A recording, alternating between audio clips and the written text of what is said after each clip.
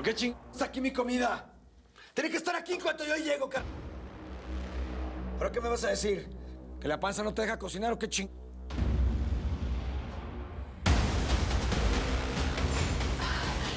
Acabo de romper la fuente.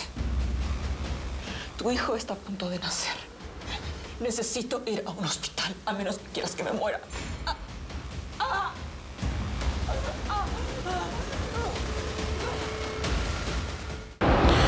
Mil gracias por seguirnos en YouTube.